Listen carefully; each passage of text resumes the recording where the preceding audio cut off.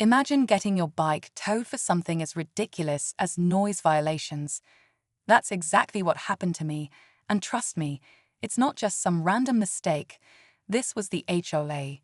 You know, the same people who think they run your entire neighborhood. They decided that my bike, a simple mode of transport, was too loud for their liking. I mean, who knew a bike could cause such a stir, right? But that's where things took a wild turn. Instead of just accepting it, we decided to fight back. We weren't about to let this slide without making a statement. So, what did we do? We rolled right into their next HOA meeting. Yeah, you heard that right. We showed up, and not just to sit quietly. We had a point to make, and we were going to make sure they heard it. This wasn't just about a bike. It was about standing up to unnecessary control and the way some people use their power.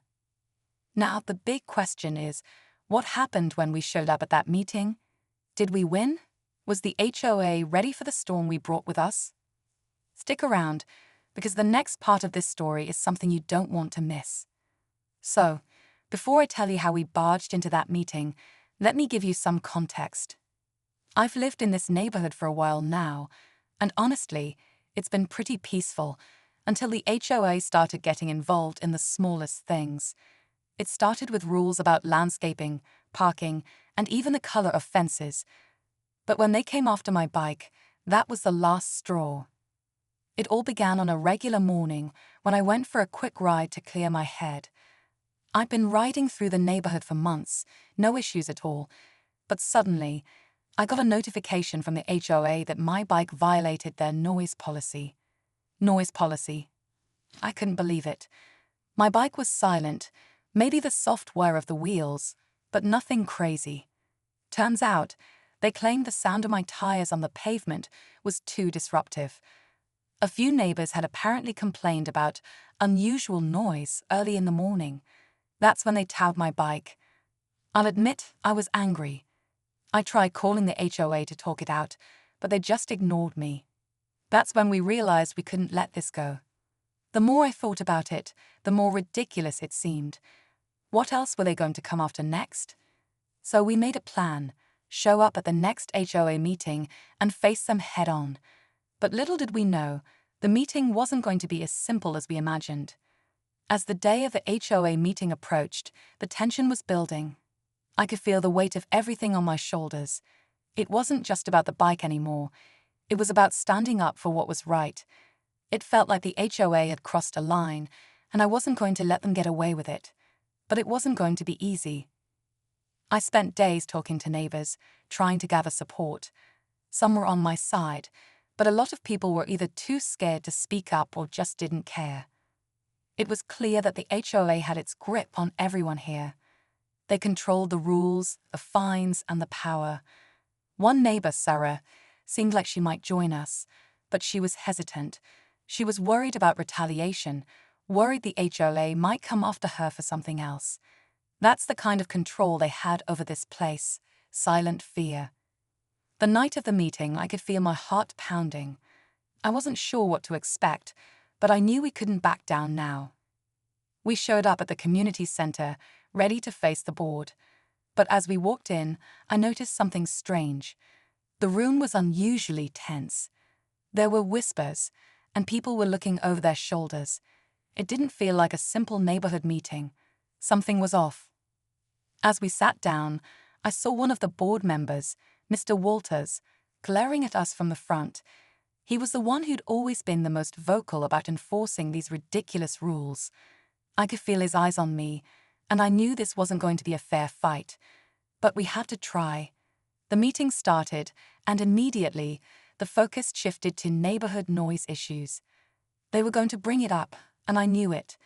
The other residents were quiet, maybe hoping the issue would just go away. But as soon as they called on me, I stood up, ready to speak my mind. And then it happened, another surprise. A neighbor, Tim, stood up right behind me, his face red with anger. He didn't look like someone who'd want to get involved, but now it seemed like he was taking a stand too. What was going on here? Had I started something bigger than I realized? The tension was rising, and I still had no idea how far this was going to go. As Tim stood up behind me, the room fell into an uncomfortable silence. It was like everyone had collectively held their breath, unsure of what would happen next. I turned to look at him surprised. I hadn't expected anyone else to back me up, especially not Tim, who had always kept to himself. But there he was, looking as determined as I felt. He gave me a small nod, almost like he was saying, "We're in this together." That moment felt like a spark, like something was about to ignite. The HOA board didn't seem pleased. Mr. Walters, who had been sitting quietly with his arms crossed, stood up and cleared his throat. "This meeting is not for airing personal grievances," he said in his usual stern tone. His voice carried that air of authority, and I could see him trying to regain control. But it was too late. The room had shifted. Tim spoke first. "It's not just about noise anymore," he said, his voice shaky but filled with conviction. "It's about freedom. You can't just take people's property because you don't like the sound of it. That's not right." His words hung in the air like a challenge, and for a moment I almost thought he might back down, but he didn't. I followed his lead. "This is about more than just my bike. This is about how far this HOA is willing to go to control every aspect of our lives. We can't just let them bully us anymore." There were a few murmurs of agreement from the back of the room, but most people stayed quiet. I could tell they were scared. Scared of what might happen if they spoke up. But I wasn't about to back down now. Mr. Walters shot us both a cold, piercing look. "You're making a mistake," he said, his voice low and menacing. The board members behind him exchanged uncomfortable glances, and the tension in the room felt like it could snap at any second. That's when I saw it, the smirk on Mrs. Caldwell's face. She was one of the newer board members, but she'd already earned a reputation for being ruthless. I had a bad feeling about her involvement in this. She didn't say anything, but the way she was looking at Tim and me made me wonder if she had a hand in the whole noise violation thing. Was this all just some setup to take us down? The meeting dragged on, but it felt like everything was building to a breaking point. Every word Mr. Walters and the other board members said felt like an attack, and the more they spoke, the more it seemed like they were trying to trap us. Tim's face was flushed with frustration, and I could tell he was about to lose his patience. It was clear. This wasn't just about my bike anymore. It was about standing up to a system that had too much control. I glanced around the room, looking for any sign of support, but the silence was deafening. No one was willing to speak out, not yet anyway. But there was something in the air, something that told me the storm was coming, and it wasn't going to be pretty. The clock was ticking, and the tension kept rising. Would we be able to make our stand, or were we about to get shut down in front of everyone? The next few moments would decide everything. Just as the room seemed to reach a boiling point, something unexpected happened. The door to the meeting room swung open with a suddenness that startled everyone, and in walked someone I never expected to see, Sarah. The same neighbor who had been hesitant to speak out earlier, the one I thought was too scared to get involved.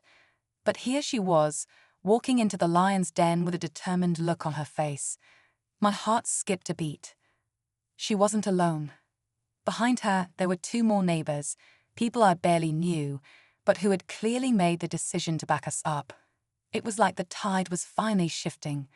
The room went even quieter, the whispers growing louder, as people began to realize that maybe, just maybe, they weren't the only ones who felt trapped by the HOA. But as Sarah stepped forward, I saw Mrs. Caldwell's face twist into a mask of disdain. She stood up, almost too quickly, and shot Sarah a look that could have frozen the entire room. "I don't think this is the time or place for you to be making trouble," Mrs. Caldwell said, her voice dripping with venom. "You don't want to end up on the wrong side of things, Sarah." There was a brief pause. I could feel the tension spiking again. Sarah didn't back down, though. "I'm done being scared. We're all done." Her words hung in the air, and I swear, for a moment, the whole room held its breath. It was the first time anyone had directly challenged the board in years. But just as quickly as the momentum built, the tension snapped again when Mr. Walters cleared his throat and motioned for the security guard at the door. Enough of this, he said sharply. If anyone is here to cause a scene, you'll be escorted out. He was trying to regain control, but there was something in his eyes now. A flicker of panic, maybe. Or was he trying to mask his fear? I couldn't tell, but I knew one thing: this was bigger than we thought. That's when things got even more intense. Tim, Sarah, and I were about to speak again, but the unexpected happened. The power suddenly cut out. The lights flickered, then went completely dark. The room erupted in confusion. Was this some kind of sabotage, or a warning to stop pushing back? In the chaos, I heard a voice from the back of the room, a voice I recognized. It was Mr.